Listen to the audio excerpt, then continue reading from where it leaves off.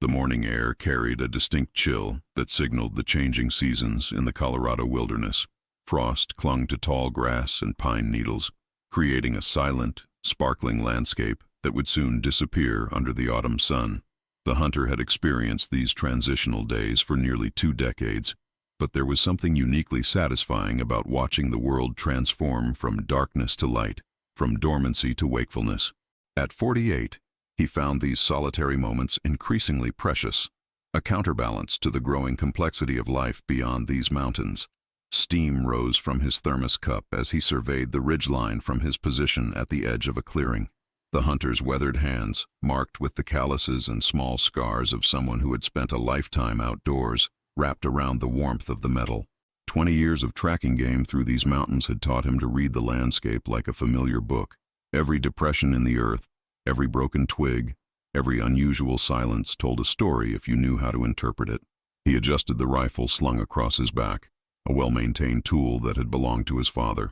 The weight of it was comforting, a physical reminder of family legacy and personal history. His own children had little interest in hunting, a fact that brought both disappointment and understanding. The world they were growing into was different from the one he had known. The hunter's pickup truck, parked a quarter-mile back on an old logging road, contained the modest provisions needed for 3 days in the wilderness, longer than necessary for the deer he sought, but time alone had become as important as the hunt itself. In recent years, following his recovery from surgery and the subsequent re-evaluation of priorities that often accompanies brushes with mortality, these excursions had taken on meditative qualities. The morning was unusually quiet. Typically, dawn in these parts brought a symphony of birdsong, the occasional rustle of small mammals, or distant calls of larger wildlife. Today, however, the silence hung heavy between the pines. The hunter noticed it immediately, an absence rather than a presence, but attributed it to the unseasonably cold snap that had descended on the region 3 days earlier. His breath formed clouds as he methodically checked his gear.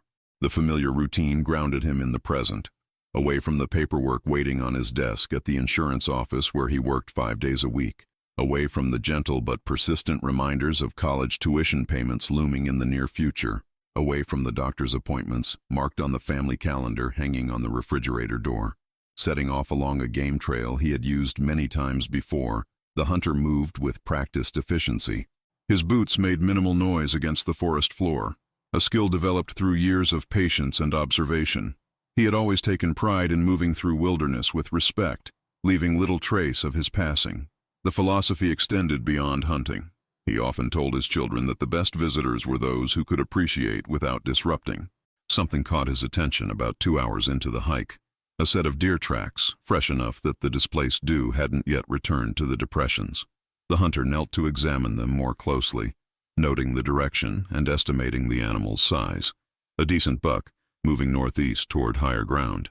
He adjusted his course accordingly, marking mental waypoints against the topography he knew well.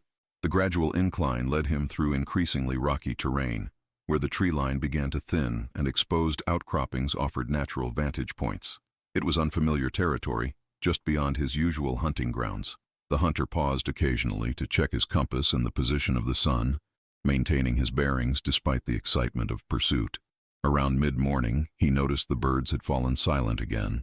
Not the gradual quieting that might indicate a predator moving through the area, but an abrupt cessation that raised the hair on the back of his neck. 20 years in these mountains had taught him to respect such warning signs, though he couldn't immediately identify the cause. The wind shifted, bringing with it an odd smell, metallic and stale, neither animal nor vegetation. The hunter paused, his senses heightened. The atmosphere had changed, subtle but unmistakable, like the pressure drop before a storm. Yet the sky remained clear, a perfect Colorado blue stretching between mountain peaks. He scanned the surroundings, noting how the deer tracks had veered sharply westward, abandoning what had appeared to be their intended path. Animals often possessed instincts that humans had lost through generations of comfort and convenience. The hunter had learned to trust their reactions, even when the threats weren't immediately apparent to human perception. Curiosity and caution balanced within him as he followed the divergence, moving slowly with each step now deliberate and measured. The rocky ground began to show signs of previous human activity, not recent, but the unmistakable marks of machinery against stone. too precise to be natural erosion. The hunter knew the region had supported mining operations decades ago, though he'd never encountered remnants this far into the wilderness.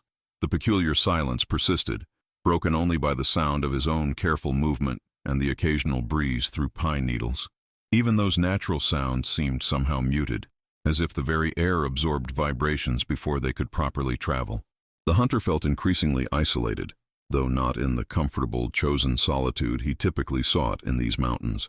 The deer tracks disappeared entirely at the edge of a small ravine, where the ground dropped away suddenly by about 15 feet. The hunter paused, surveying the depression from his elevated position. Below, partially obscured by decades of natural reclamation, the unmistakable timber frame of a mine shaft entrance protruded from the hillside like the forgotten bones of some industrial creature. The hunter's pulse quickened. His grandfather had told stories of the mining operations that had once dotted these mountains, tales of fortune seekers, desperate men, and the occasional tragedy. Most of those operations had been properly sealed when abandoned, but clearly this one had escaped official attention. The weather-worn timber suggested it predated modern regulations by many decades. Curiosity overcame caution as he carefully navigated the slope down to the entrance. The ground around the mine shaft showed no recent human traffic, no footprints, no disturbed vegetation, no modern debris. Using the stock of his rifle to probe suspicious depressions in the ground, he approached the entrance with the respect one gives to potentially unstable structures. The shaft opening was partially collapsed but still accessible, a dark mouth in the hillside framed by timber supports that had warped but held against the weight of time and earth. The hunter removed his small backpack and extracted a flashlight, testing its beam before directing it into the darkness beyond the entrance. The light penetrated perhaps 20 feet before the tunnel appeared to make a turn, preventing further visibility. The air emerging from the opening was cool and carried that same metallic odor he had detected earlier, stronger now and mixed with the expected sense of damp earth and decay. Nothing particularly alarming, but the hunter's instincts, the same that had guided him through countless wilderness situations, triggered a response that was almost physical in its intensity. Still, his rational mind argued that abandoned mines were common throughout Colorado. This reaction was merely the natural caution of encountering something unexpected. He stepped closer, noting how the timber frame creaked slightly with the subtle shifting of the earth.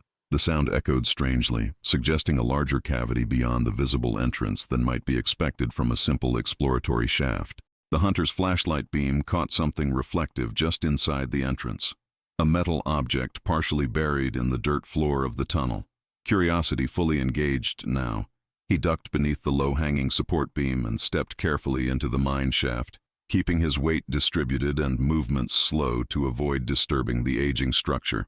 Kneeling, he brushed away the soil covering the object, revealing an old miner's lantern, its glass housing cracked but largely intact. The discovery wasn't particularly surprising given the location, but the preservation was notable. He turned it over in his hands, examining the craftsmanship that suggested early 20th century manufacture. The hunter placed the lantern aside and moved deeper into the shaft, his flashlight beam creating shifting shadows that danced along the rough-hewn walls. The tunnel indeed curved about 20 feet in, opening into a larger chamber that appeared to be a junction of sorts, with 2 additional passages branching off the main shaft. The mining operation had clearly been more substantial than the modest entrance suggested. As his light swept the chamber, the hunter felt his body react before his mind fully processed what he was seeing. His heart hammered against his ribs, breath catching painfully in his throat. The flashlight beam had fallen on a cluster of objects arranged against the far wall of the chamber, objects that had no natural place in an abandoned mine. Children's toys, perhaps a dozen of them, positioned in a semicircle as if attending some macabre tea party. Dolls with missing limbs and cracked porcelain faces. Stuffed animals darkened with moisture and time. A toy truck, its red paint still visible despite a coating of dust. And most disturbingly, a child-sized chair in the center of the arrangement, occupied by what appeared to be a crudely fashioned effigy assembled from clothing and burlap. The hunter remained frozen, his mind struggling to contextualize what his eyes were reporting. His first thought, that this must be some teenager's idea of a frightening joke, dissolved as he noted the thick layer of undisturbed dust covering everything. No footprints marked the floor of the chamber save his own. Whatever this was, it had been undisturbed for a very long time. The flashlight beam trembled slightly as his hand shook, casting the grotesque tableau into shifting relief. The hunter had encountered many unsettling things during his years in the wilderness: evidence of poachers, the aftermath of animal attacks, even human remains from unfortunate hikers. But nothing had affected him quite like this scene of deliberate arrangement. His professional knowledge of hunting offered no framework for understanding what he was witnessing. This was human behavior, not animal, and it spoke of something profoundly wrong.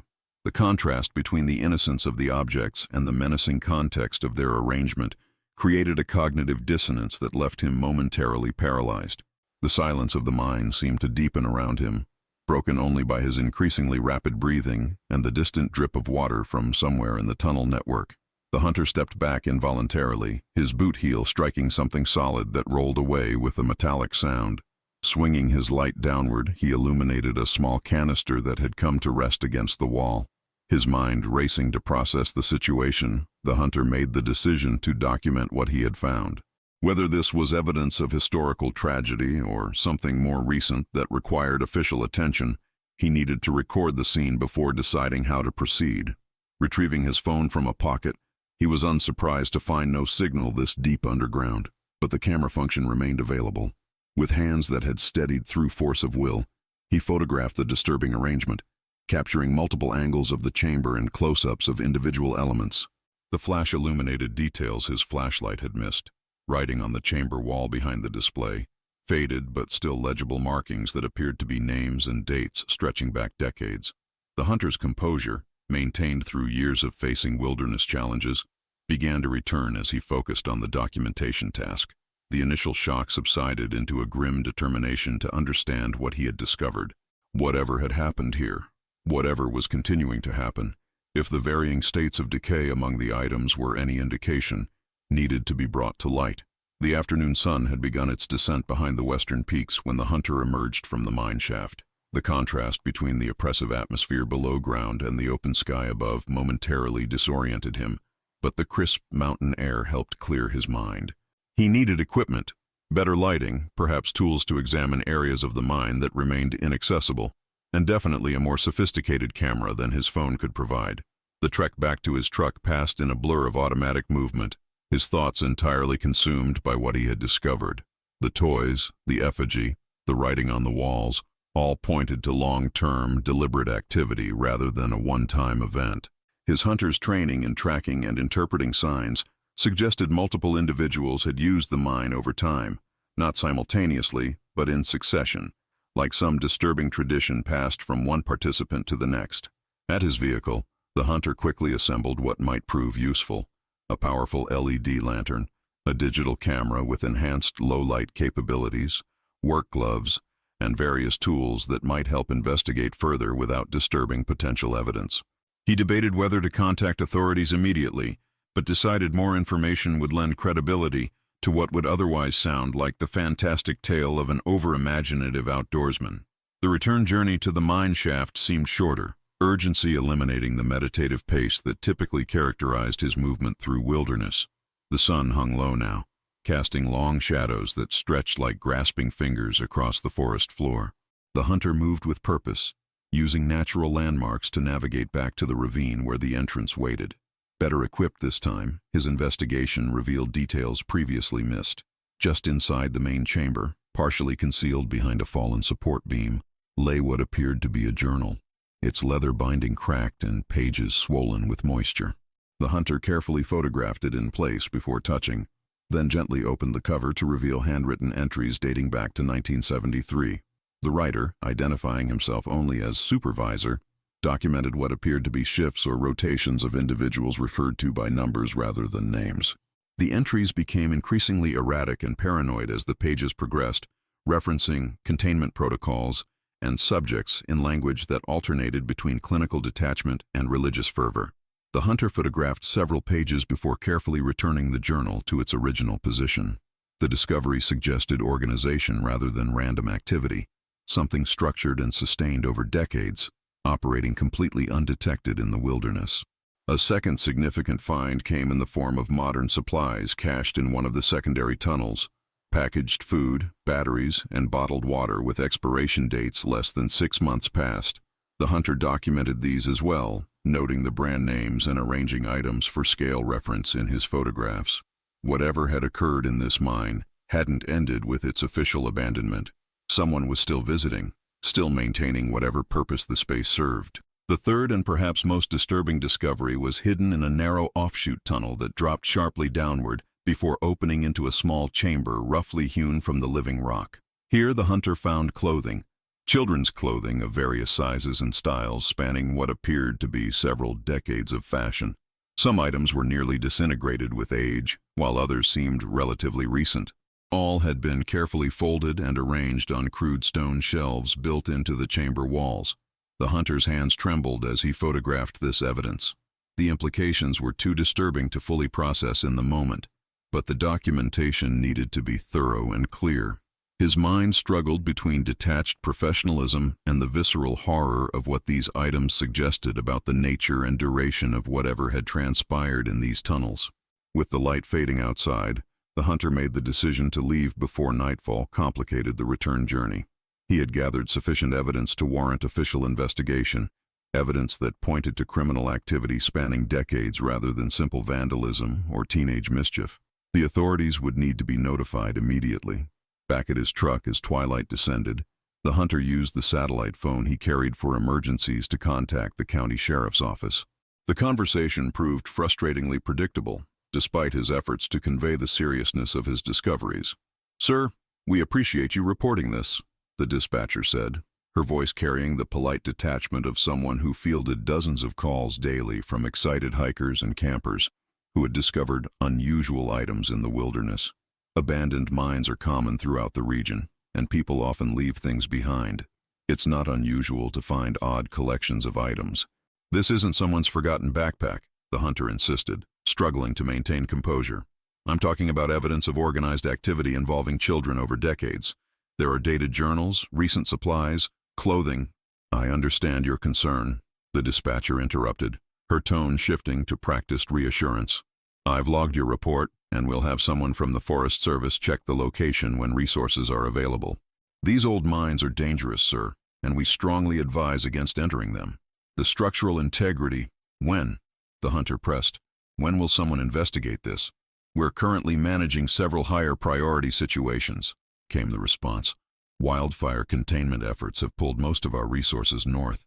It could be several weeks before—" "Weeks? Did you hear what I found in there?" "Sir, I've documented your concerns," the dispatcher replied, an edge of finality entering her voice.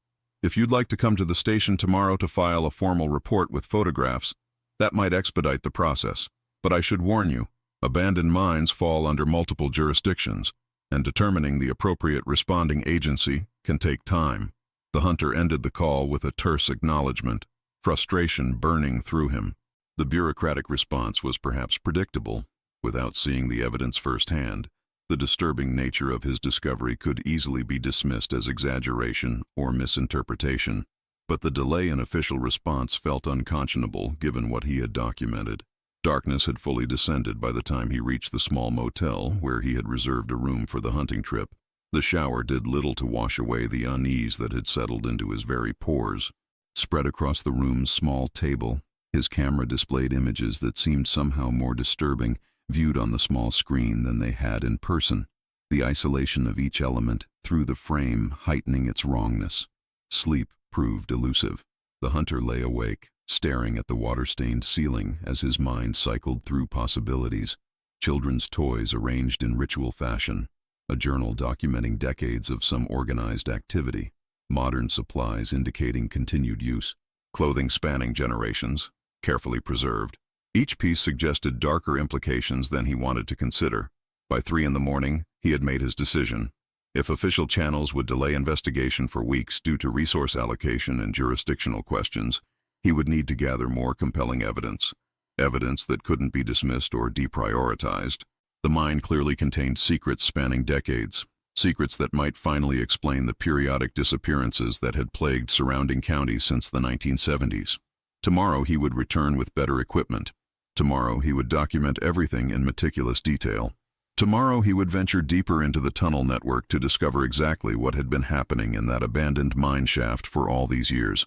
Tomorrow the hunter would become the investigator. Morning arrived with the dull gray light of an overcast day, the mountains obscured by low-hanging clouds that promised rain by afternoon. The hunter had managed perhaps 2 hours of fitful sleep, his dreams invaded by images of the mine's disturbing contents. Over a cup of bitter coffee in the motel's small dining area, he plotted his next steps with methodical precision. If the local sheriff's office wouldn't take immediate action, he needed to build a more compelling case, one that included historical context and established patterns that couldn't be easily dismissed. The county records office opened at 8, according to the board desk clerk, who barely looked up from her phone when asked. That gave him just enough time to organize his existing photographs and notes before heading into the small mountain town that served as the region's administrative center. The county records building stood among a cluster of government offices, a 2-story brick structure with the worn appearance of budget constraints and minimal maintenance. Inside, fluorescent lights buzzed overhead, casting an unflattering pallor across the sparse lobby. A middle-aged woman with reading glasses perched low on her nose regarded the hunter with practiced disinterest from behind a counter stacked with manila folders. "Historical mining records?" she repeated after he made his request, her tone suggesting this was both an imposition and a peculiarity. "Those would be in the basement archives. Most haven't been digitized." She studied him more carefully, noting his weathered appearance and serious demeanor. "Research purposes?" The hunter nodded, offering the simplified explanation he had prepared. "Looking into the history of some old operations in the western sector. Family connection." The partial truth seemed more expedient than explaining his actual purpose, which would likely trigger the same skepticism he'd encountered from the sheriff's dispatcher. The records clerk sighed with the resignation of someone accustomed to bureaucratic procedures. "You'll need to fill out these forms. 2 forms of ID. The archives close at 4, regardless of when you start." She pushed a clipboard across the counter. "And the microfilm readers are temperamental.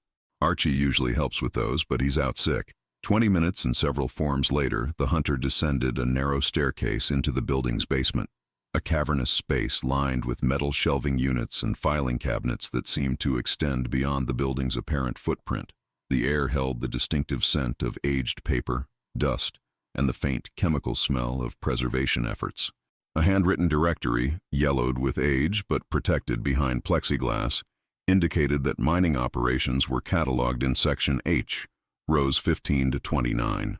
The hunter moved through the dimly lit aisles, his footsteps echoing against concrete floors.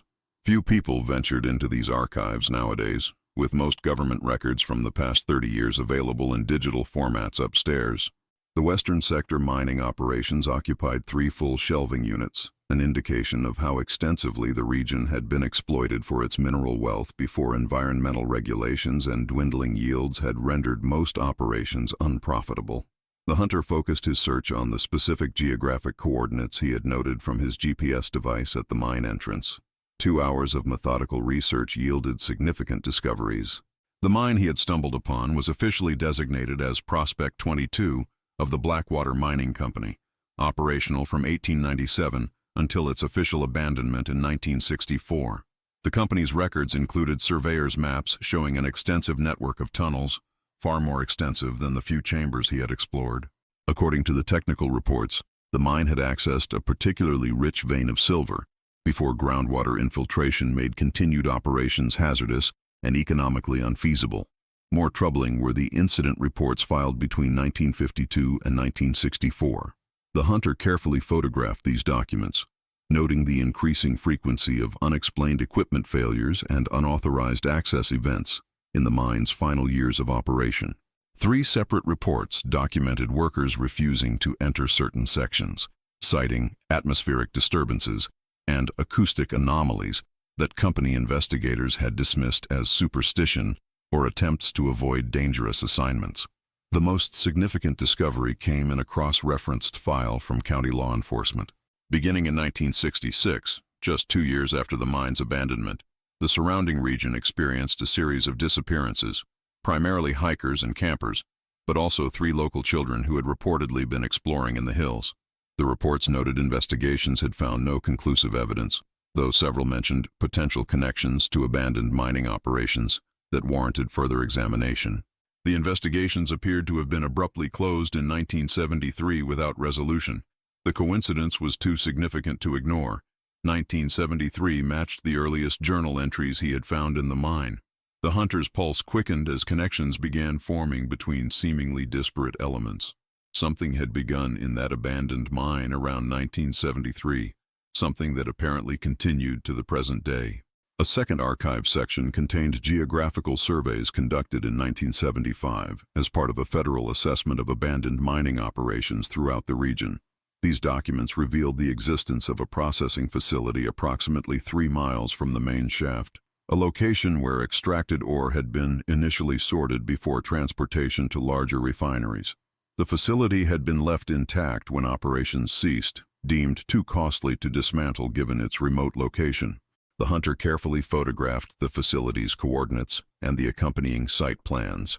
If the mine's operations had extended beyond mineral extraction, as the disturbing evidence suggested, this secondary location might contain additional information crucial to understanding what had occurred and might still be occurring. By early afternoon, rain pattered against the building's small basement windows as the hunter completed his research. The connections were too significant to be coincidental. An abandoned mine with a history of unexplained incidents, followed by a series of disappearances beginning shortly after its closure, and journal entries beginning precisely when official investigations were inexplicably terminated. The processing facility represented his next logical step. According to the maps, it could be accessed via an old service road that likely hadn't been maintained in decades. The hunter's truck, with its 4-wheel drive and high clearance, should manage the terrain if the road remained even partially passable. The rain had intensified by the time he navigated the overgrown service road, tire tracks disappearing into mud as he pushed deeper into the wilderness. The road terminated at the edge of a clearing where the processing facility stood, a corrugated metal structure partially reclaimed by vegetation, its walls streaked with rust and its windows either broken or opaque with decades of grime. The hunter parked beside a collapsed outbuilding and surveyed the facility from the relative shelter of his truck. The main structure remained largely intact despite obvious neglect. A loading bay gaped open on the eastern side, its heavy doors long since removed, creating a dark maw that seemed to swallow the gray afternoon light. Pulling on a waterproof jacket and retrieving his flashlight, the hunter approached cautiously. The ground around the facility showed no recent tire tracks or footprints that might suggest current usage, though decades of exposure to the elements made such evidence difficult to detect with certainty. Inside, the processing facility presented a study in industrial decay. Massive sorting tables dominated the central space, their surfaces pitted with corrosion. Conveyor belt systems hung in tatters, while control panels stood with dials frozen in time. The hunter moved methodically through the space, photographing the layout and noting how certain areas appeared to have been repurposed long after mineral processing had ceased. A small office adjacent to the main floor contained filing cabinets whose contents had largely succumbed to moisture and time. Yet one cabinet, positioned oddly against an interior wall rather than along the exterior like the others, contained folders in suspiciously better condition. The hunter carefully examined these, discovering personnel records for individuals never mentioned in the official company documentation he had reviewed earlier. These records contained only numbers instead of names, paralleling the journal entries from the mine shaft. Dates of service were documented alongside cryptic performance evaluations that referenced containment protocols and subject processing, terminology inconsistent with standard mining operations, but disturbingly aligned with the journal's contents. Most significantly, a floor plan tucked between these files revealed modifications made to the facility after its official closure, modifications that included the addition of a basement level not shown in any of the original architectural drawings. The hunter searched the main floor until he located a heavy metal door secured with a padlock that appeared much newer than the surrounding infrastructure. The lock's shiny surface stood in stark contrast to the pervasive corrosion affecting everything else in the facility. The hunter considered forcing entry but decided against it. Whatever evidence lay beyond that door would be more valuable if documented as part of an official investigation. For now, establishing the connection between the mine shaft and this processing facility, both apparently repurposed for activities that continued long after mining operations had ceased, provided crucial context for the disturbing discoveries at the primary location. As daylight began to fade, the hunter returned to his truck, the collected evidence creating a disturbing mosaic of organized activity spanning decades. operating literally beneath the surface of the wilderness he had thought he knew so well. Dawn broke with surprising clarity after the previous day's storms, the sky washed clean of clouds, and the forest floor steaming gently as moisture evaporated in the morning sun. The hunter had spent much of the night organizing his findings and planning a more thorough exploration of the mine shaft. The historical documentation had revealed that the tunnel network extended far beyond what he had initially discovered, with multiple levels and chambers that might contain crucial evidence. This time, he came prepared.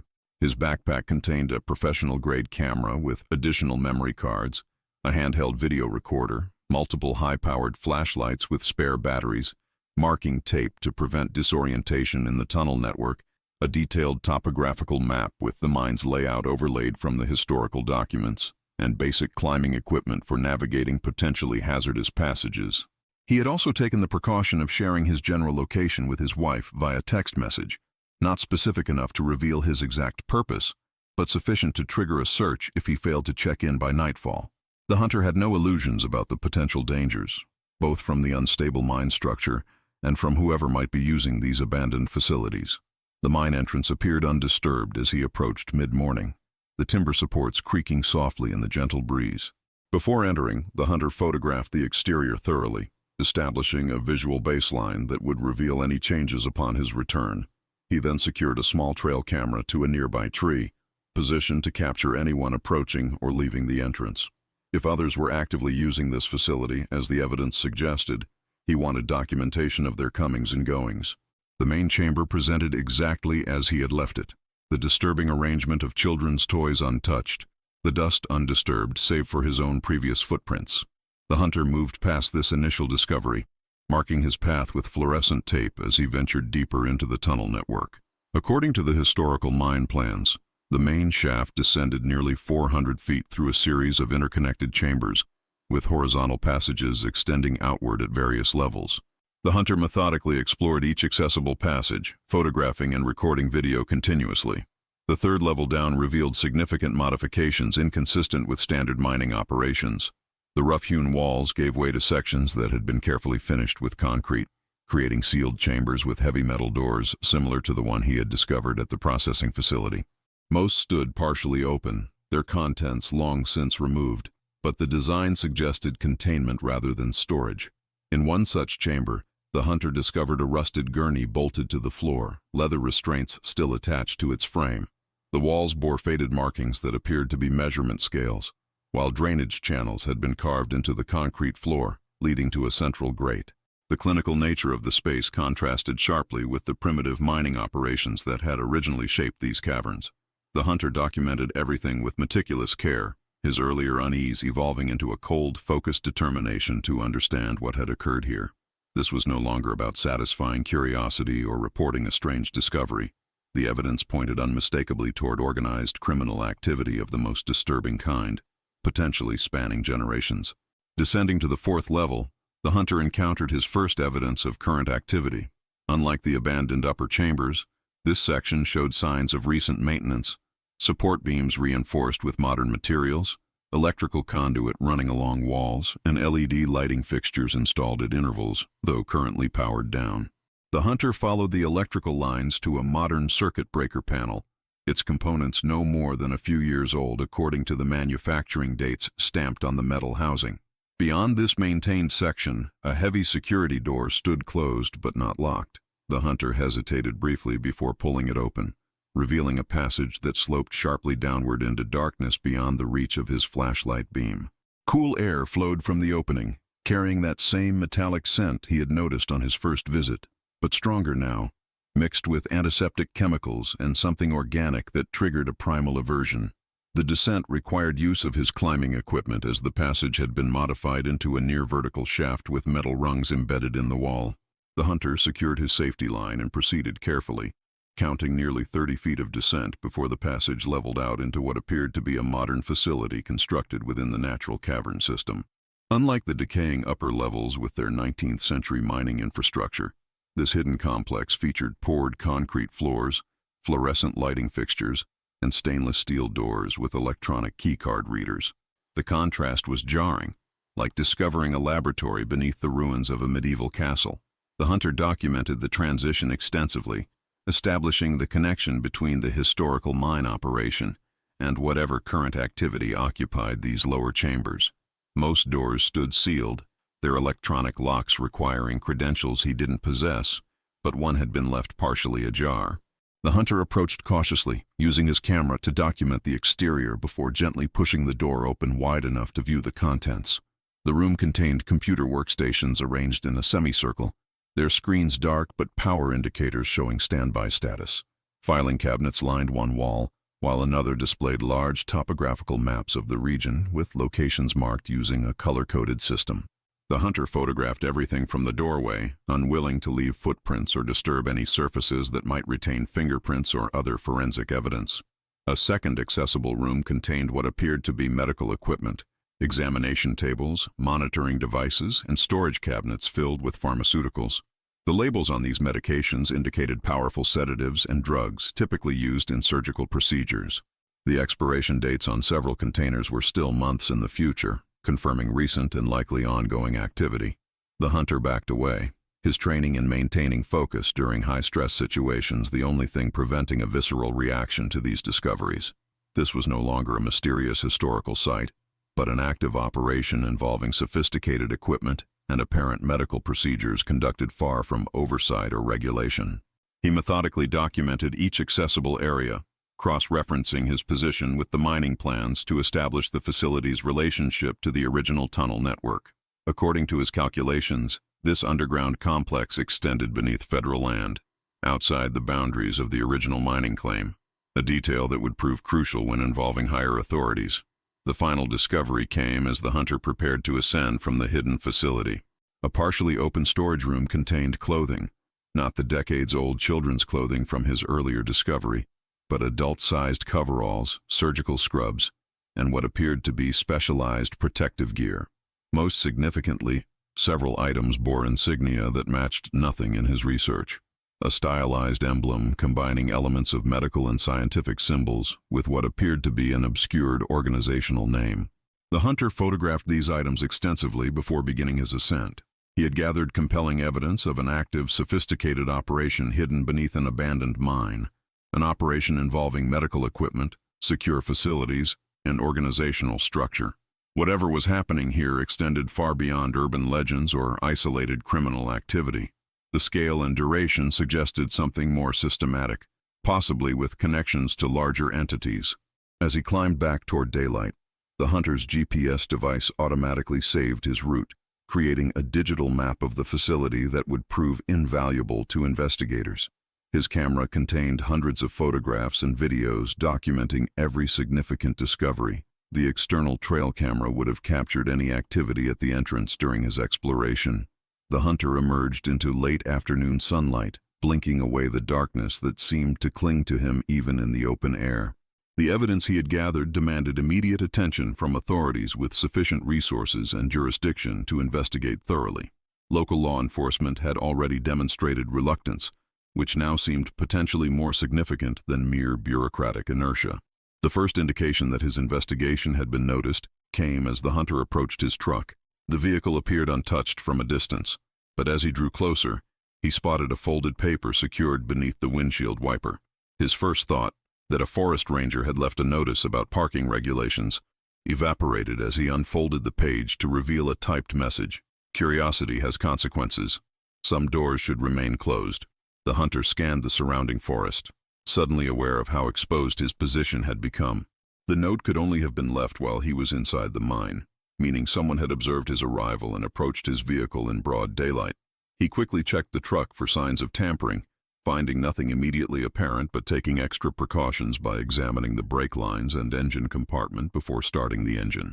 Back at the motel, the hunter discovered his room had been searched, professionally enough that casual observation might miss it, but his hunter's eye for detail noted the subtle displacement of items he had intentionally positioned as markers. Nothing appeared to be missing, suggesting the intrusion sought information rather than theft. His laptop remained untouched, the external hard drive containing copies of his photographs still secured in its hidden location beneath the bathroom sink cabinet. The intrusion transformed the investigation from academic to immediate. Someone had connected his research activities to his identity quickly enough to locate both his vehicle at the mine and his temporary residence.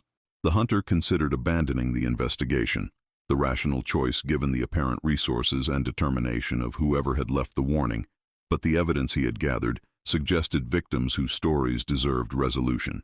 Morning brought a second attempt to engage official channels. Rather than contacting the local sheriff's office again, the hunter drove to the regional FBI field office located in the nearest major city, 2 hours from the small mountain community. The federal building's imposing architecture and security measures offered a sense of institutional solidity that seemed promising after local law enforcement's dismissive response. This optimism faded quickly upon meeting with the duty agent, a career bureaucrat whose expression shifted from polite interest to visible skepticism as the hunter outlined his discoveries. The agent maintained professional courtesy, but asked pointed questions that focused more on the hunter's activities than the evidence he presented. "Sir, entering abandoned mines is both illegal and dangerous," the agent explained, sliding the USB drive containing the hunter's photographs back across the desk without examining its contents. "These properties, even when abandoned, remain under private ownership or federal jurisdiction.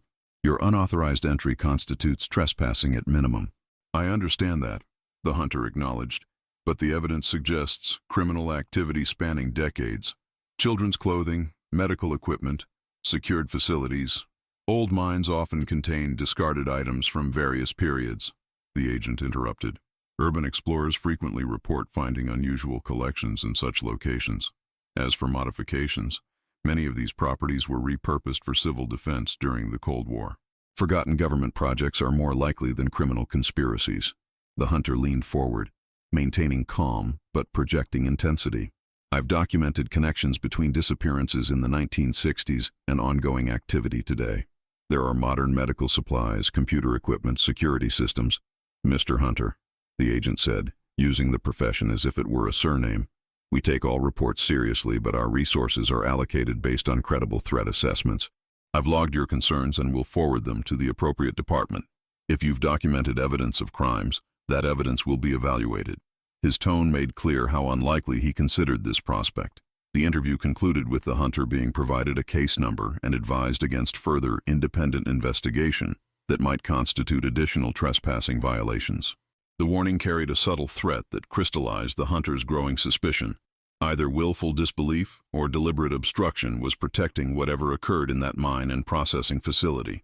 Returning to his truck in the federal building's parking structure, the hunter found a young woman waiting beside the vehicle.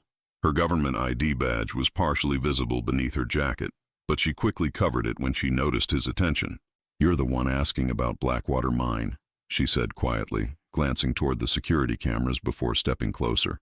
"They won't help you. They never do." The hunter studied her carefully, early 30s, the tense posture of someone taking a significant risk. "You know something about it?" "I process records for the Bureau," she explained, her voice barely above a whisper. "Yours isn't the first report. There have been others over the years. Hikers, environmental researchers, even a postal worker who got lost on a back road. All documented the same locations, similar findings. All were dismissed. Why?" the hunter asked simply. "I don't know for certain," she admitted, "but the pattern is consistent. Reports get filed, then buried. Investigations never launch. Eventually, the people reporting stop following up." She hesitated before adding, "Some transfer out of state suddenly. Some withdraw their reports claiming confusion or misunderstanding. You're taking a risk telling me this," the hunter observed. The clerk nodded. "My cousin disappeared in those mountains in 1998. Hiking trip, never returned. The official report cited animal attack, but his body was never found." She pressed a small USB drive into his hand. "This contains the previous reports I mentioned. I can't do more than this."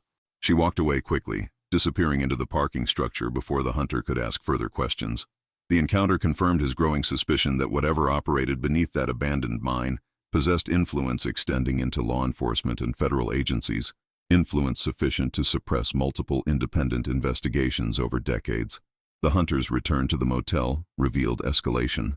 His room door stood partially open, the interior ransacked with none of the previous search's subtlety.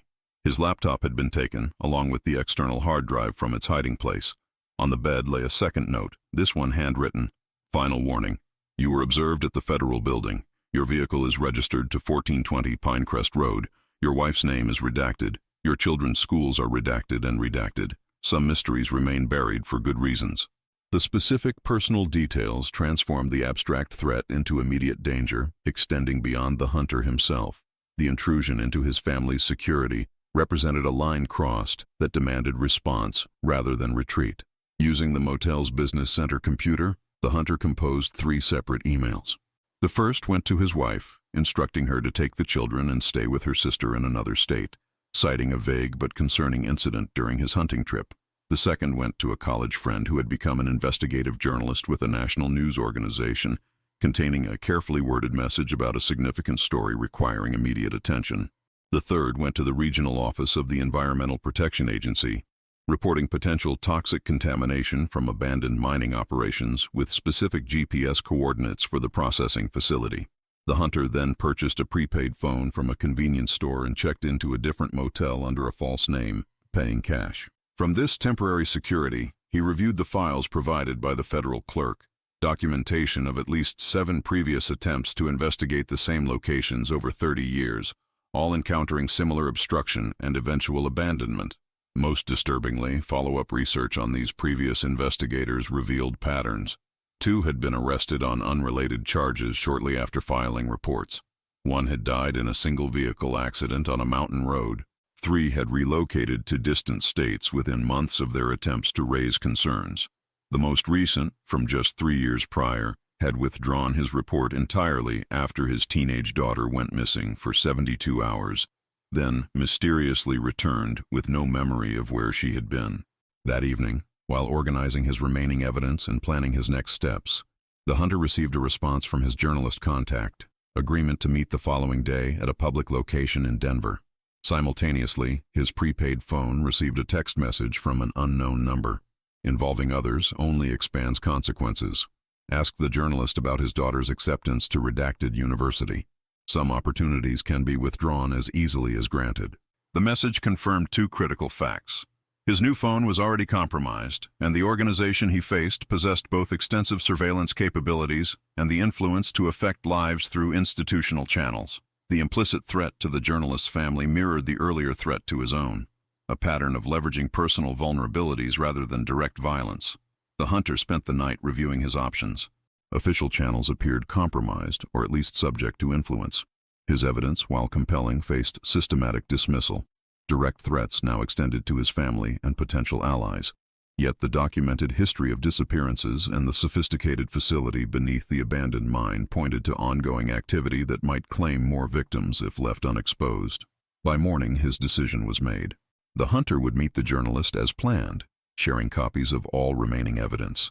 Simultaneously, he would execute a more aggressive strategy, one that would force public attention regardless of institutional resistance. If official investigation could be suppressed, perhaps public exposure could not. The facility hidden beneath that abandoned mine had operated in darkness for decades. The time had come to drag its secrets into the light, regardless of personal cost or consequence. With methodical precision, the hunter began preparing for a different kind of hunt, one where he understood he might become the prey. The morning light struggled through heavy clouds as the hunter navigated Denver's downtown streets to the agreed meeting location. The upscale coffee shop offered the twin advantages of constant public presence and enough ambient noise to discourage eavesdropping.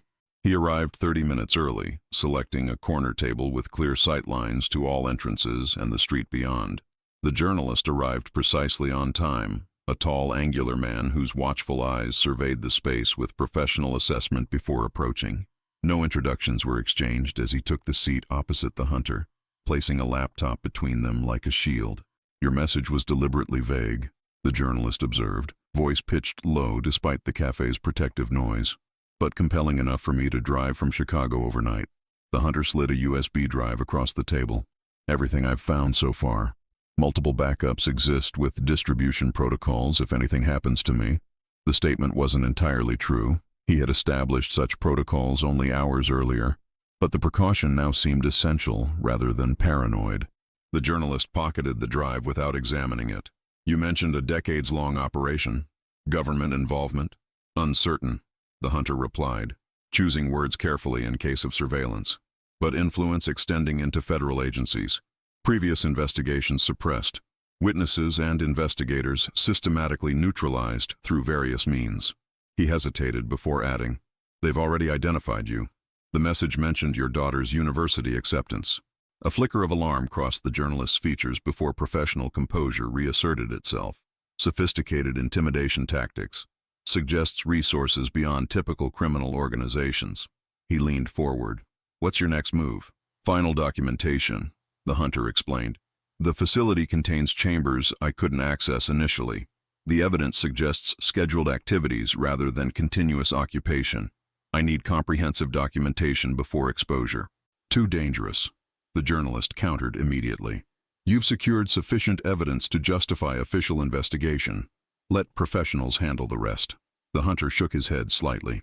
"Institutional channels appear compromised. Previous reports vanished. The only path forward is irrefutable evidence distributed simultaneously through multiple channels, something they can't contain." The journalist studied him with the calculating assessment of someone accustomed to evaluating sources. "You understand the personal risk. They've already threatened my family," the hunter acknowledged. "My wife and children relocated temporarily. But silence carries greater risk than action at this point. Whatever operates in that mine has claimed victims for decades." After a moment's consideration, the journalist nodded. "I'll establish secure communication channels with colleagues at 3 separate publications. International distribution, not just domestic. If what you've found is as significant as you believe, containment becomes impossible once it crosses borders." The meeting concluded with established protocols, specific time frames for check-ins, deadman switch mechanisms that would trigger automatic distribution of evidence if the hunter failed to make contact, and secure communication methods that bypassed potentially compromised devices. Back at the temporary motel, the hunter methodically prepared for what he recognized might be the most dangerous hunt of his life. The equipment was selected with careful attention to both documentation needs and potential defensive scenarios. A professional-grade camera with night vision capabilities, a compact video recorder that transmitted to cloud storage in real time, a satellite GPS tracker that would log his position continuously, and basic protective gear that might offer minimal defense without impeding movement. He also prepared what the military termed a kill box, a package containing comprehensive evidence, personal testament, and distribution instructions to be delivered to the journalist if he failed to return. The sealed envelope contained a letter to his wife explaining his actions and expressing what might be final sentiments, should circumstances prevent personal delivery. The afternoon passed in meticulous preparation. The hunter studied satellite imagery of the area surrounding the mine, identifying potential escape routes and natural features that might provide temporary concealment if pursuit became necessary. He memorized coordinates, distances, and terrain features, mentally mapping multiple extraction paths depending on various scenarios. As evening approached, the hunter recorded a video statement, a precautionary measure documenting his mental state, the evidence collected thus far, and explicit confirmation that his actions were undertaken with full awareness of potential risks. The recording would serve as evidence against any attempt to discredit his findings through claims of mental instability or delusional thinking, tactics he had noted in the files of previous investigators. "I am of sound mind and acting under no coercion," he stated directly to the camera. "The evidence I've gathered suggests criminal activity spanning decades, potentially involving child abductions and human experimentation. My attempts to engage proper authorities have encountered systematic obstruction. What follows is documentation of my findings to date and the circumstances surrounding my investigation." The 15-minute recording concluded with coordinates for both the mine shaft and processing facility, along with access instructions that might assist future investigators. The video was immediately uploaded to multiple secure storage locations with triggered release parameters. Finally, the hunter contacted his cousin, a retired state trooper whose judgment he trusted implicitly. Without detailing the specifics of his investigation, he provided enough information to establish the seriousness of the situation and the potential danger involved. "If you don't hear from me by tomorrow evening, there's a package in my home office.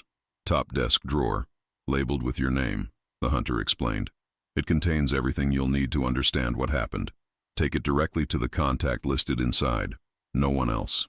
The call ended with what might have been final farewells disguised as casual conversation, mentions of family memories, appreciation for past support, The kind of conversation that would seem unremarkable unless it proved to be their last exchange. Night had fallen by the time preparations were complete. The hunter allowed himself a brief moment of reflection before departure. 20 years in these mountains had taught him to respect their dangers, weather, terrain, wildlife, but had never prepared him for this hunt where the prey was human malevolence operating beneath the wilderness he thought he knew so well. Whatever waited in that abandoned mine had operated unchallenged for nearly 50 years, accumulating power and influence sufficient to neutralize multiple investigations. Yet it had never encountered someone with his particular combination of skills: wilderness survival, tracking, and the methodical patience of a hunter accustomed to waiting hours for the perfect shot. The hunter gathered his equipment and moved toward the door, resolve hardening with each step. Some hunts were undertaken for sport or sustenance. This one was for justice. Moonlight filtered through pine branches as the hunter approached the mine entrance shortly after midnight. His advance had been cautious and circuitous, avoiding the main trail and approaching from an unexpected angle to minimize the risk of encountering surveillance. The trail camera he had previously positioned remained in place, though he noted with grim satisfaction that its memory card had been removed, evidence that someone had indeed visited the site since his last expedition. Before entering, he activated multiple recording devices, each broadcasting to different secure storage locations. The redundancy meant no single point of failure could eliminate all evidence. The satellite GPS tracker affixed to his belt would record his movements continuously, providing location data even if he couldn't manually document discoveries. The mine entrance appeared undisturbed, its timber supports creaking softly in the night breeze. The hunter moved with heightened awareness, every sense attuned to potential signs of occupation. The main chamber, with its disturbing arrangement of children's toys, remained unchanged, suggesting its purpose was memorial or ritualistic rather than functional. Rather than retracing his previous exploration path, the hunter moved directly toward the modern facility he had discovered on the 4th level. The secured door remained unlocked as before, but this time he noted subtle differences: scuff marks on the floor suggesting recent movement of heavy equipment, and the faint lingering scent of antiseptic that hadn't fully dissipated. Descending the vertical shaft with practiced efficiency, the hunter emerged into the modern section with its concrete floors and fluorescent fixtures. Unlike his previous visit, several lights now glowed with dim illumination, creating pools of visibility separated by deeper shadows.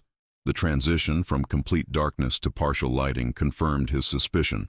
Someone had visited between his expeditions, potentially in response to his discovery. Moving silently along the main corridor, the hunter documented each visible section with meticulous attention to detail. The electronic locks on several doors now displayed green status lights rather than the previous red, suggesting either scheduled activation or recent access. One such door stood partially open, revealing a security monitoring station with multiple displays showing camera feeds from throughout the facility, including the mine entrance and several exterior locations. The discovery confirmed his suspicion of comprehensive surveillance, and the disturbing realization that his approach had likely been observed despite his precautions. The hunter worked quickly, photographing the monitoring station from the doorway without entering, minimizing potential evidence of his presence while maximizing documentation. A faint mechanical sound drew his attention toward a previously unexplored corridor, the subtle whir of ventilation systems and the deeper bass note of larger equipment operating somewhere deeper in the facility. Following the sound led to a massive vault-like door at the corridor's end, its heavy steel construction incongruous with the mining operation's original purpose. Unlike the electronic locks on other doors, this barrier featured a mechanical combination dial alongside a modern biometric scanner. The contradiction suggested layered security, redundant systems requiring both physical access codes and biological confirmation. More significantly, the door stood partially open, a wedge of light spilling from the chamber beyond. The hunter approached with maximum caution, using his camera's extended lens to document the interior before risking physical proximity. The images revealed a control center of sorts, multiple workstations arranged in concentric semicircles around a central platform containing what appeared to be medical or scientific equipment. The walls displayed large monitors showing data streams and what might have been physiological readings. Most disturbing were the images displayed on the largest central screen, surveillance footage from what appeared to be containment cells, each occupied by a single figure. The resolution at this distance made identification difficult, But the hunter's blood ran cold as he realized at least some of these figures appeared to be children of various ages, all wearing identical gray garments, all confined to sparse chambers with observation windows. The hunter's professional detachment wavered momentarily before training reasserted itself. He documented everything visible from his position, then slowly advanced toward the partially open door for clearer images. The mechanical hum grew louder as he approached, accompanied now by the murmur of voices from within. At least 2 individuals engaged in technical discussion just beyond his visual range. Pressing himself against the wall beside the door, the hunter extended his camera through the narrow opening, capturing continuous video of the interior while remaining concealed. The footage revealed 2 figures in laboratory attire monitoring the equipment. Their conversation focused on subject responses and adaptation metrics. Their clinical discussion contrasted grotesquely with the surveillance images showing clear human confinement. The hunter withdrew silently, continuing to document while processing the implications. This was no theoretical conspiracy but active human experimentation, potentially including children, conducted with sophisticated equipment in a facility deliberately hidden from oversight. The evidence confirmed his worst suspicions while raising urgent questions about the subject's origins and the operation's purpose. Rather than risking closer investigation of the occupied control room, the hunter followed a secondary corridor marked with the universal symbol for biohazard. This passage led to a series of reinforced doors with observation windows, mirroring those shown on the surveillance monitors. Most stood empty, but 3 contained occupied beds with monitoring equipment, adult subjects connected to various medical devices, apparently sedated but displaying vital signs on adjacent screens. The hunter documented each chamber methodically, capturing images of the subjects, equipment, and identification markings visible on various containers.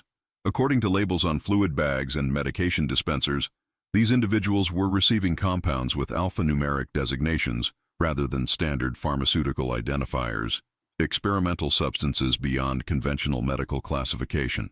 The facility's scale became increasingly apparent as exploration continued. Not merely a hidden laboratory, but an expansive complex dedicated to long-term operations. Storage rooms contained supplies sufficient for months of activity. Personnel quarters suggested permanent or semi-permanent occupation by multiple staff members.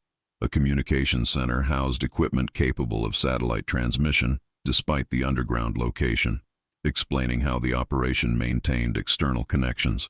The hunter had just begun documenting a room containing extensive filing systems when an alarm sounded. Not the blaring emergency signal he might have expected, but a subtle, pulsing tone that suggested alert rather than crisis. The change in atmosphere was immediate. Voices called out from the control room, followed by the sound of rapid movement through adjacent corridors. Discovery was imminent. The hunter secured his cameras and activated the emergency protocols on his satellite tracker, sending predetermined alert messages to his established contacts. Whatever happened next, the evidence already captured would reach appropriate recipients. He then began a strategic withdrawal, moving quickly but silently toward the vertical shaft that represented his primary escape route.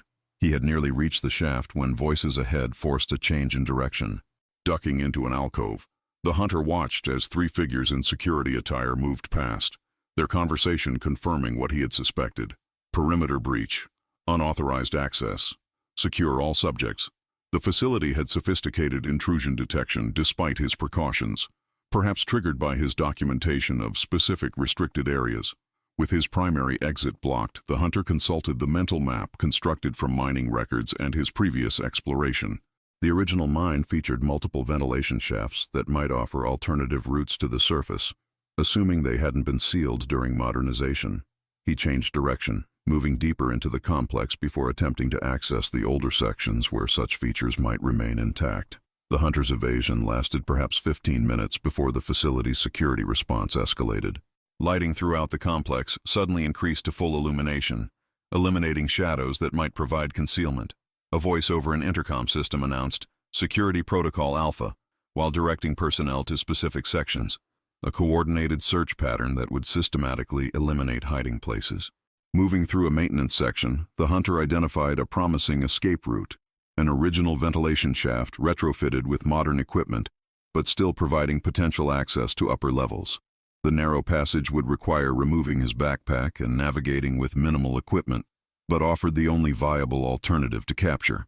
He had just begun preparing for the ascent when movement at the corridor intersection revealed two security personnel approaching his position. Discovery was seconds away. The hunter made a split-second decision, activating the video recorder's emergency transmission mode, streaming all subsequent footage directly to secure storage, before stepping into view with hands raised in apparent surrender. The momentary confusion this created provided his opportunity. As the guards processed the unexpected compliance, the hunter exploded into action. Decades of wilderness navigation and physical conditioning, enabling a burst of speed that carried him past the startled personnel before they could effectively respond. He rounded the corner at full sprint, the facility's geography now clear enough in his mind to navigate toward a secondary exit route he had documented during previous exploration. The pursuit developed exactly as he had anticipated, security personnel responding with predictable patterns that created exploitable gaps in coverage. The hunter utilized these openings to maintain distance while working steadily toward the facility's upper levels. Alarms continued sounding throughout the complex, but the coordinated response suffered from the same limitation that afflicted most security operations. Adaptation to unexpected developments required time and communication. Reaching the third level, the hunter encountered the transition point between modern construction and the original mine infrastructure, a junction where security might thin due to the natural boundary between facilities. His assessment proved correct as he emerged into older tunnels with minimal lighting and no immediate signs of pursuit. The respite allowed brief consultation of his mental map, before continuing toward a secondary shaft he had noted during historical research, but not personally explored. The shaft appeared as documented in the century-old mining plans, a narrow vertical passage constructed for ventilation rather than personnel movement. Decades of neglect had left it partially obstructed with fallen debris, but its fundamental structure remained intact. More importantly, no modern security systems monitored this forgotten exit, making it invisible to the facility's surveillance network. The hunter began climbing, using natural protrusions and deteriorated support structures as improvised handholds. The ascent proved arduous. The shaft narrowed in sections, requiring contortion to navigate while maintaining grip on essential documentation equipment. Twice loose material gave way beneath his weight, nearly precipitating falls that would have ended both escape and investigation. Progress slowed as the shaft descended through increasingly unstable sections of the original mine. The hunter's shoulders and arms burned with exertion, but discipline maintained steady movement upward. After what seemed an eternity of climbing through darkness broken only by his dimming flashlight, fresher air signaled proximity to the surface. The shaft terminated in a collapsed section approximately 15 feet below ground level, its original exit long since buried by natural erosion and vegetation growth. The hunter assessed the obstacle methodically, identifying the weakest point in the debris barrier before applying focused force to create an opening barely sufficient for human passage. Emerging into pre-dawn forest, the hunter immediately oriented himself using natural landmarks visible in the first gray light. His position was approximately half a mile northwest of the main entrance, far enough to avoid immediate detection, but requiring significant movement before reaching relative safety. Without hesitation, he began moving away from the facility, using terrain features for concealment while maintaining maximum sustainable pace. The forest provided natural advantages to someone with his training. Where pursuers might follow obvious paths, the hunter navigated across technically challenging terrain, using stream beds to eliminate scent trails and rocky outcroppings to minimize visible tracks. Each movement was calculated to maximize distance while minimizing detectability, the same skills that had made him an effective hunter now deployed for survival. Dawn had fully broken by the time he reached the emergency extraction point established during planning, a secondary Forest Service road where he had concealed a rental vehicle under camouflage netting the previous day. The precaution, which had seemed excessive during preparation, now represented the critical margin between capture and escape. The hunter quickly transferred essential documentation equipment to the vehicle before removing the concealment materials. Within minutes, he was navigating the rough service road toward the state highway, constantly scanning for signs of pursuit, while mentally cataloging the evidence secured during the operation. The satellite tracker continued transmitting his position to secure servers, while the video recordings had been successfully uploaded to multiple storage locations. As the rental vehicle merged onto paved roads leading toward Denver, the hunter permitted himself the first deep breath since entering the facility. The confrontation had yielded more significant evidence than anticipated, not merely historical remnants, but active human experimentation conducted in sophisticated underground facilities. Whatever justification the operation claimed, the documented confinement of apparent non-consenting subjects, including children, represented criminal activity that demanded exposure. The hunter's hands remained steady on the steering wheel, despite the adrenaline still coursing through his system. The most dangerous hunt of his life had yielded its quarry, irrefutable evidence that would soon reach public awareness through channels beyond anyone's capacity to suppress. The downtown hotel lobby provided the perfect combination of privacy and public exposure, constant witness presence that discouraged direct intervention, while offering sufficient ambient noise to prevent eavesdropping. The hunter had arrived 30 minutes early, securing a position with clear sightlines to all entrances, while appearing to casual observation as merely another business traveler consulting his phone. The journalist arrived precisely on schedule, accompanied by an older woman whose bearing suggested authority beyond her conservative business attire. No introductions were exchanged as they joined the hunter at his selected table, the journalist making a subtle hand gesture indicating the area had been swept for surveillance devices. "This is the federal prosecutor I mentioned," he explained quietly. "Office of Special Investigations. Operates outside standard Justice Department channels when internal corruption is suspected." The prosecutor studied the hunter with clinical assessment. "I've reviewed your preliminary evidence. Compelling but insufficient for immediate action given the jurisdictional complexities and potential agency involvement." "I have more," the hunter replied, sliding a data drive across the table. "Complete documentation of active human confinement, medical experimentation, children in custody, obtained last night from the primary facility." The prosecutor's professional composure faltered momentarily as she connected the drive to a specialized tablet. The screen displayed images from the hunter's infiltration, surveillance monitors showing confined subjects, medical equipment administering unclassified compounds, security personnel operating within the underground facility. Most damning were the video segments capturing researchers discussing subject responses with clinical detachment while monitoring what were clearly involuntary participants. "This is," she began, then stopped to collect herself. "This constitutes evidence of multiple federal crimes: human trafficking, unlawful confinement, medical experimentation without consent, potentially violations of international law depending on the substances being administered." The journalist leaned forward. "We've established simultaneous release protocols with international partners. Publications in London, Berlin, and Tokyo will publish concurrently with domestic outlets. Complete documentation with chain of evidence preservation." "When?" the prosecutor asked simply. "Noon tomorrow," the journalist confirmed. "Sufficient time for legitimate authorities to position resources, insufficient for containment efforts." The hunter provided additional context as the prosecutor reviewed the evidence. Facility layouts extracted from his GPS tracking data, correlations with historical mining records, connections to documented disappearances spanning decades. The cumulative evidence painted a picture of systematic operation beyond the capacity of typical criminal organizations, suggesting institutional support or, at minimum, protection.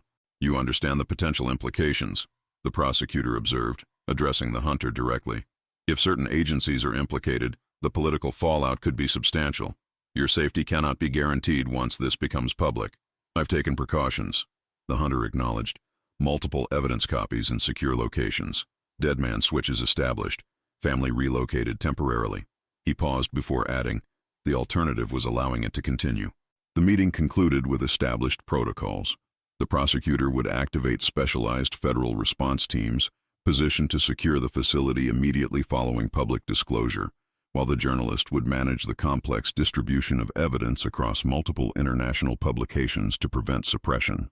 The hunter spent the following 24 hours in careful seclusion, monitoring news channels and secure communication platforms for any indication that the operation had been compromised. No such signs emerged, suggesting either successful compartmentalization or a level of confidence among the facility operators that would soon prove misplaced. At precisely noon the following day, the revelation became simultaneously global. Major news organizations across multiple countries published detailed exposés documenting a clandestine human experimentation program operating beneath an abandoned Colorado mine. The reports included carefully selected images from the hunter's documentation, sufficient to establish credibility without compromising potential prosecutions or further endangering victims. The public reaction was immediate and overwhelming. Social media platforms experienced traffic surges as the story spread across networks faster than any containment effort could manage. Cable news networks abandoned scheduled programming for continuous coverage, while government spokespersons issued carefully worded statements promising investigation without acknowledging prior awareness. By mid-afternoon, helicopter footage showed federal agents establishing perimeters around both the mine entrance and the processing facility. Specialized teams in hazardous materials protection equipment entered the underground complex, emerging hours later, escorting both detained personnel and what appeared to be rescued subjects. Medical evacuation helicopters arrived in steady rotation, transporting individuals to secured hospital facilities under heavy guard. The hunter observed these developments from a mountain overlook several miles distant, using high-powered optics to monitor the operation without risking proximity. The massive response confirmed his assessment. Once exposed beyond containment threshold, even operations with powerful protection found themselves subject to overwhelming institutional response. Congressional leaders announced emergency hearings while international organizations issued statements condemning unauthorized human experimentation. Law enforcement agencies across multiple countries launched investigations into potential connections with disappeared persons cases spanning decades. The story had achieved self-sustaining momentum beyond any individual's capacity to control. As evening approached, the hunter watched federal evidence response teams establishing processing stations near the facilities. The methodical collection and documentation procedures visible even at this distance suggested the operation had transitioned from emergency response to criminal investigation, the machinery of justice engaging with deliberate purpose rather than reactive haste. The satellite phone in his pocket vibrated with an incoming message from the journalist. Initial subject count, 24, ages ranging 867, all alive, medical assessment ongoing, multiple agencies involved in evidence preservation. Story has legs, running in tomorrow's print editions worldwide. The hunter exhaled slowly, tension releasing from shoulders that had carried it for weeks. The evidence had reached appropriate authorities. Victims were receiving care. The operation's exposure had achieved irreversible critical mass. Whatever happened next would occur in daylight rather than darkness. Descending from the overlook as twilight settled over the mountains, the hunter moved with the quiet confidence of someone who had completed a necessary task. The wilderness around him, the same terrain that had concealed darkness for decades, now seemed somehow cleaner, as if the revelation of what lay beneath had restored natural balance to the landscape he had traveled for 20 years. The hunter had no illusions about the challenges ahead. Powerful interests would seek to limit damage through various means. The full truth might never reach public awareness. Some responsible parties would likely escape accountability through institutional protection or jurisdictional technicalities, but the operation itself had been exposed and neutralized, its victims rescued from underground chambers where they had endured unthinkable experiences beyond public sight or knowledge. As night fell fully over the Colorado mountains, the hunter began the journey back toward civilization, carrying fewer burdens than when he had first stumbled upon that abandoned mine shaft. Some hunts were undertaken for sport or sustenance. This one had been for justice, and that quarry, unlike others he had pursued over decades in these mountains, would not be forgotten once the hunt concluded. In the distance, federal lights illuminated the mining complex like a small city suddenly emerged from darkness, visible for miles across the wilderness, a fitting metaphor for secrets finally exposed to necessary light. 3 weeks after the initial exposure, the scale of what had been uncovered beneath the abandoned Colorado mine exceeded even the hunter's darkest expectations. The federal investigation had expanded beyond the original site to include 4 additional facilities across 3 states, all operating under the same organizational structure, all hidden beneath seemingly abandoned industrial properties. Morning light streamed through the windows of the small conference room where the hunter sat across from 2 federal investigators. This marked his 7th formal interview since the operation became public, each session delving deeper into specific aspects of his discoveries. Today's focus centered on connecting victim profiles with historical disappearances, establishing the timeline and geographic reach of the operation. The evidence recovery team has completed the main facility documentation, explained the lead investigator. a stern-faced woman whose career in the FBI's behavioral analysis unit had prepared her for many disturbing cases, though perhaps not one of this magnitude. 27 individuals recovered alive, 17 adults, 10 minors, the youngest just 7 years old. The hunter maintained his composure despite the surge of emotions these statistics triggered. Each number represented a person who had endured unimaginable experiences in those underground chambers. And their origins? Pattern matches exactly what you theorized, the second investigator replied, sliding a map across the table. Red markers indicated disappearance locations spanning decades, clustering around wilderness areas and small towns throughout the Mountain West. Hikers, campers, isolated rural residents. The operation selected targets unlikely to generate sustained investigation, people with limited connections, or those whose disappearances could be attributed to wilderness accidents. Most disturbing was the confirmation of continuous operation. Documentation recovered from the facility's secure servers revealed an uninterrupted program dating back to 1962, significantly earlier than even the historical records had suggested. What had begun as a covert Cold War research initiative exploring human adaptation to extreme conditions had evolved into something more insidious after losing official sanction in the late 1970s. We've identified 3 distinct operational phases, the lead investigator continued, referencing notes with mechanical precision that barely contained obvious horror.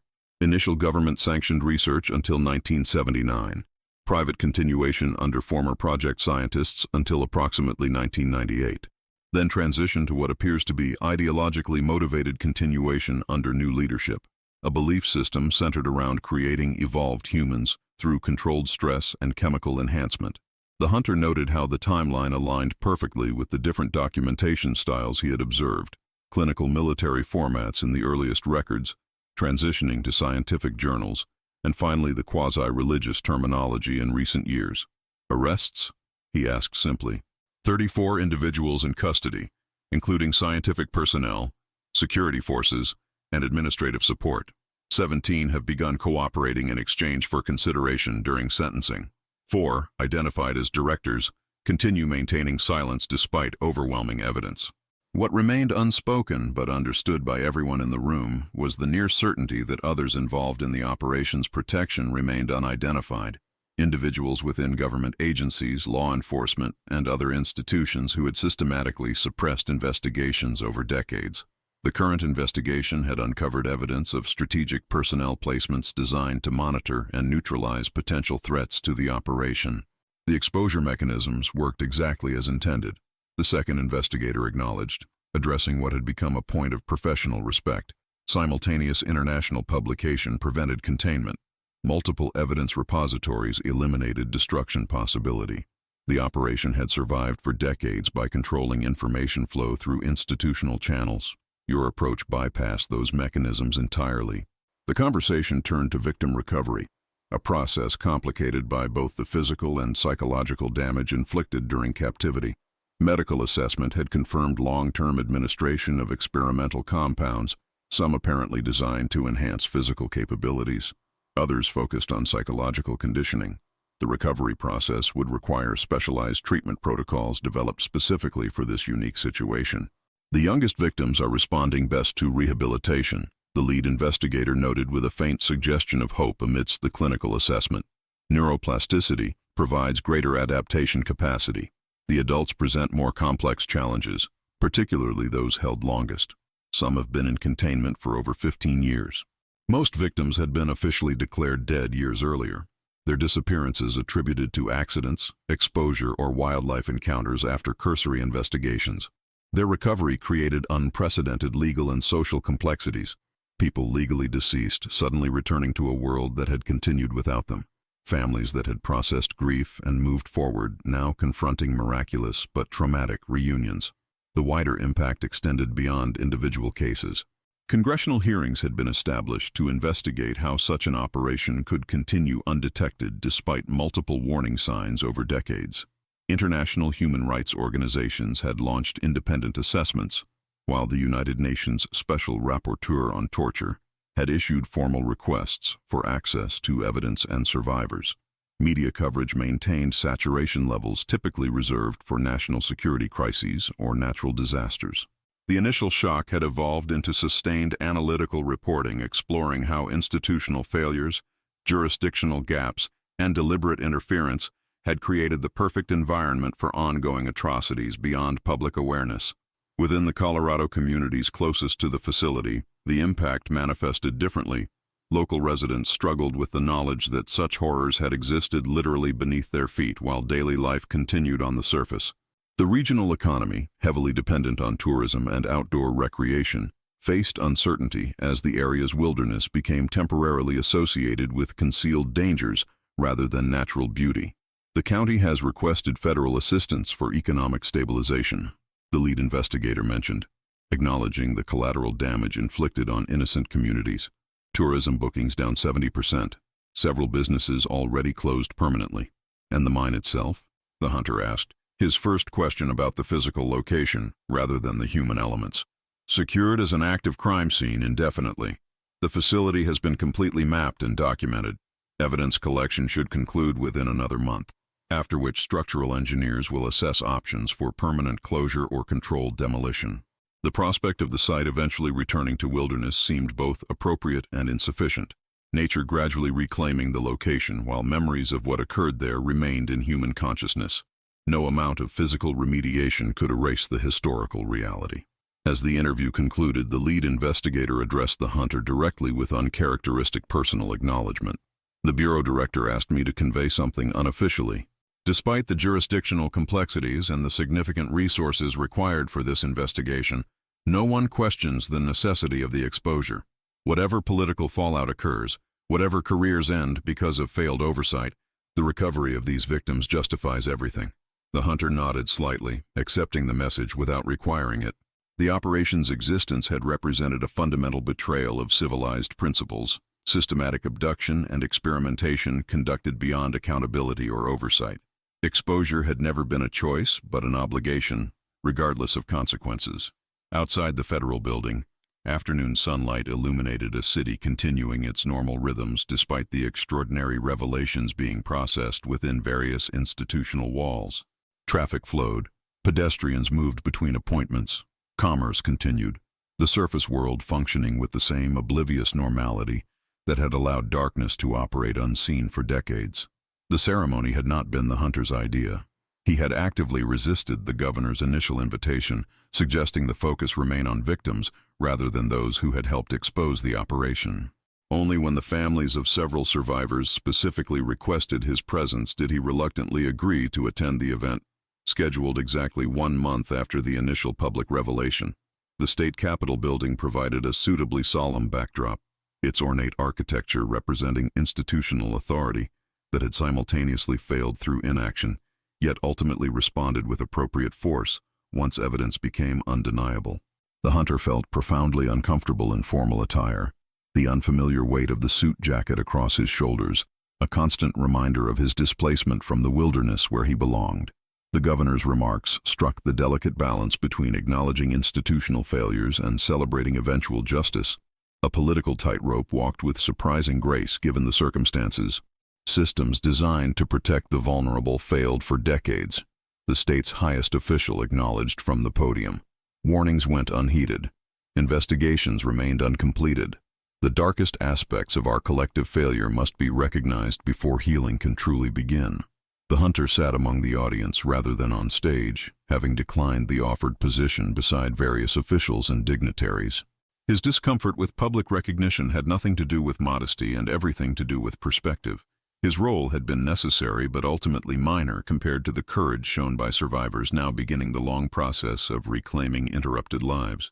When the formal commendation was announced, the hunter approached the podium with visible reluctance, accepting the framed document with a brief nod before returning to his seat without making remarks.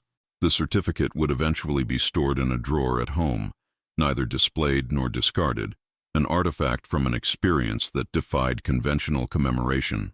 More meaningful was the private gathering that followed in a secluded room away from media presence. There, several victims' families had requested an opportunity to express personal gratitude without public observation.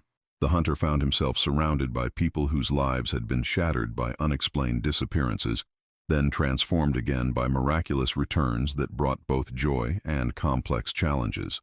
"My daughter vanished during a high school hiking trip 12 years ago," explained a gray-haired woman whose eyes reflected both profound trauma and unexpected grace.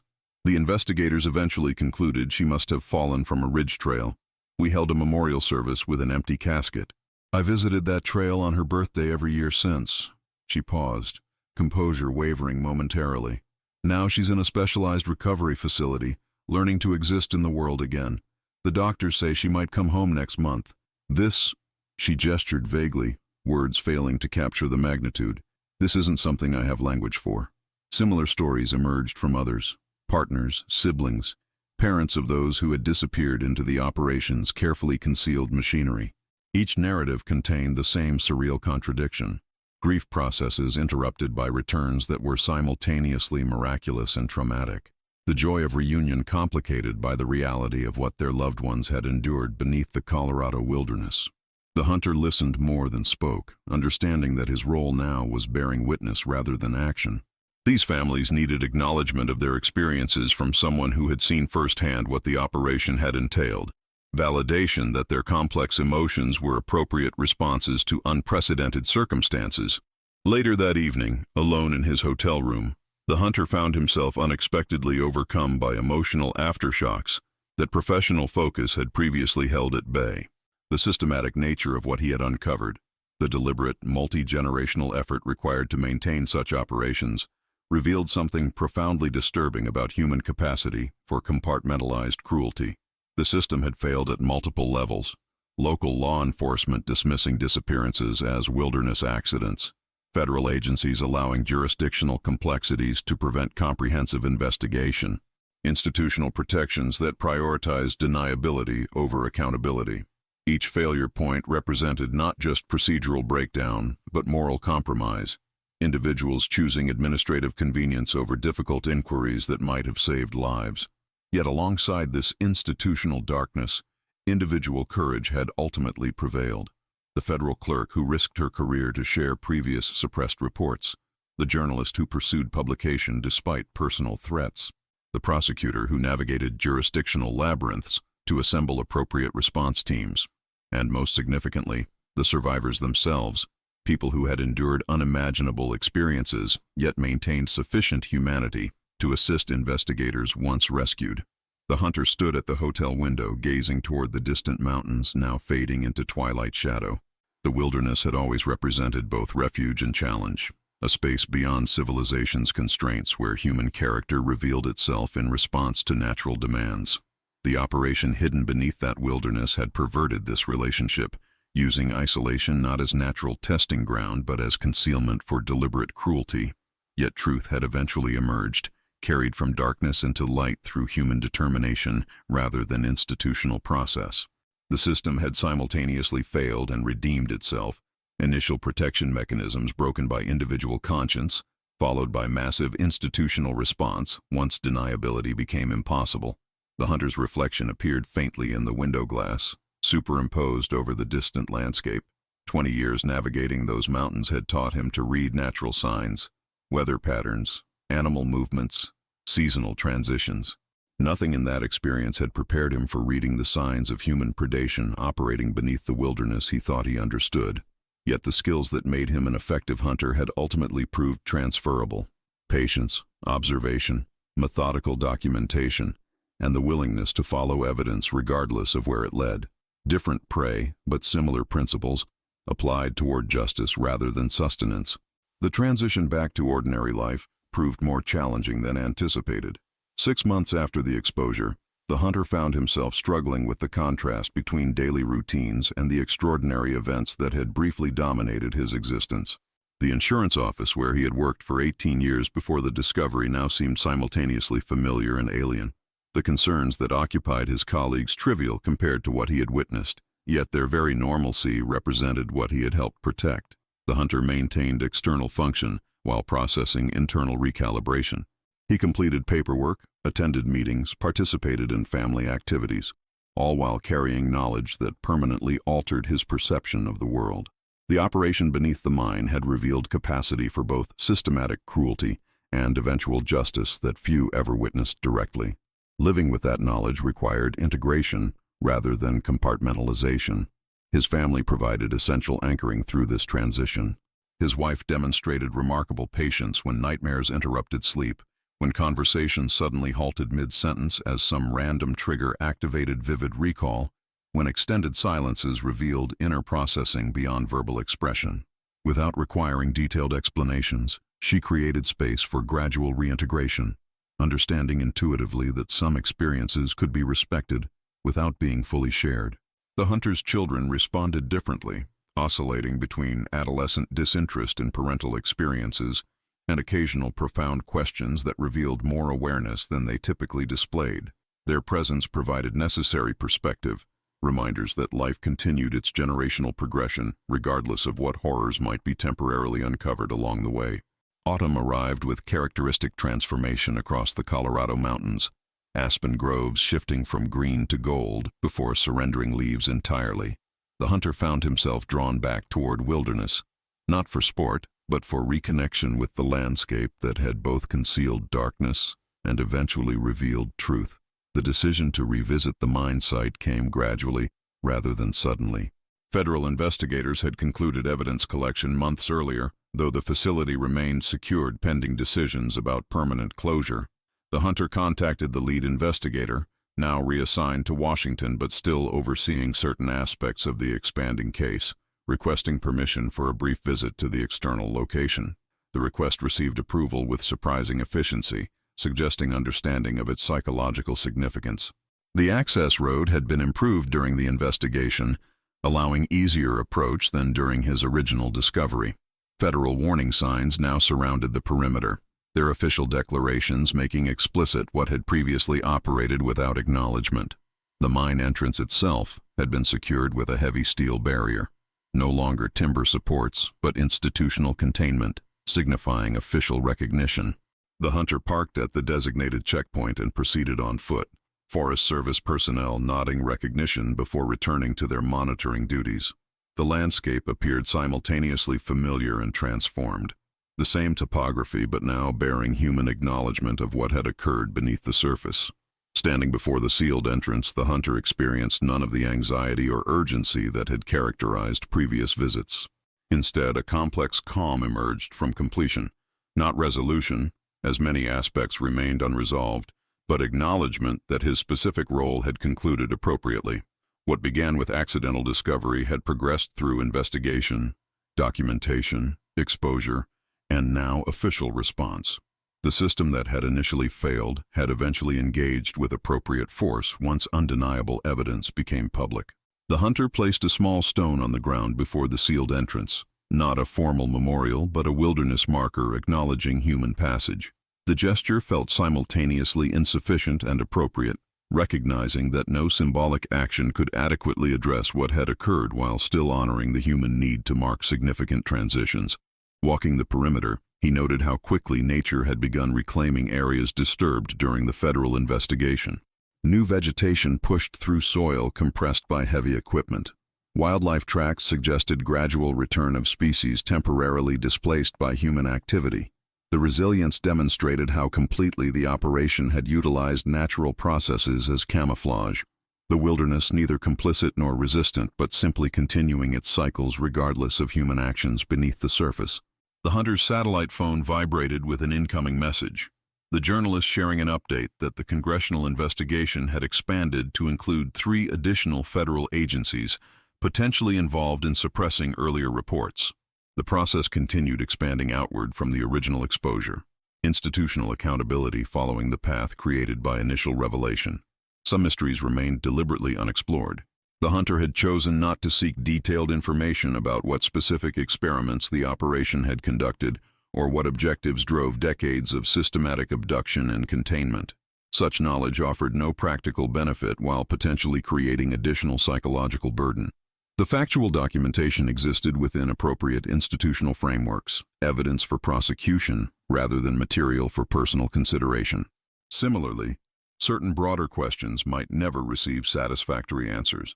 How many individuals had enabled the operation through active protection or passive non-interference? What ideological frameworks had justified such systematic violation of human dignity? How many similar operations might exist undetected beneath seemingly ordinary landscapes across the country or world? These questions belong to ongoing investigations and institutional self-examination, rather than personal resolution. As afternoon light began fading toward evening, the hunter started back toward the checkpoint where his vehicle waited. The journey felt different from previous departures. Neither escape nor retreat, but transition between chapters in an unfinished narrative. The operation had been exposed and neutralized, victims rescued and receiving appropriate care, perpetrators facing institutional justice through established processes. The hunter's specific role had concluded, but the broader process continued through mechanisms designed for collective rather than individual action. The awareness that certain individuals involved remained unidentified or beyond accountability created incomplete resolution, a recognition that perfect justice rarely manifests in human systems. Yet this incompleteness felt appropriate rather than frustrating, acknowledging limitations inherent to all human endeavors without diminishing the significance of what had been accomplished. Driving away from the site as twilight transformed the landscape, the hunter found unexpected peace in this incompleteness. The natural world had never offered perfect resolution. Prey sometimes escaped, weather sometimes turned dangerous without warning, navigational errors sometimes created temporary disorientation. The wilderness had always taught that control remained partial rather than absolute. This same principle now applied to human justice, imperfect but substantive, incomplete but meaningful. 1 year after the initial discovery, the hunter stood in the familiar clearing where his original hunting trip had begun, before unexpected tracks led him toward the abandoned mine shaft. Morning frost covered fallen leaves, creating the same crystalline landscape that had marked the beginning of this journey. The air carried that distinct transitional scent, summer's warmth surrendering to autumn's clarity before winter's eventual dominance. His rifle remained in its case today, the purpose entirely commemorative rather than practical. The hunter had returned to mark completion rather than initiate action, establishing symmetry between beginning and ending through deliberate presence in the location where ordinary routine had unexpectedly transformed into extraordinary discovery. The federal investigation had expanded into what media outlets now described as the largest human rights case in modern American history. Additional facilities had been identified across multiple states, each secured and documented using protocols established during the original exposure. Hundreds of perpetrators faced charges ranging from kidnapping to medical experimentation without consent, while institutional reforms had been initiated to address the jurisdictional gaps that enabled such operations to remain concealed. Most significantly, over 100 victims had been recovered alive from various facilities, each now receiving specialized treatment through programs developed specifically for their unprecedented circumstances. Reintegration proved challenging but progressively successful, particularly among younger victims whose developmental resilience provided advantages during recovery. The hunter knelt beside a small stream cutting through the clearing, watching water flow across stones with ancient indifference to human concerns. Truth resembled this water, flowing naturally when unobstructed, finding alternative paths when blocked, eventually wearing away whatever barriers attempted containment. The operation beneath the mine had temporarily redirected this flow, but never truly stopped it.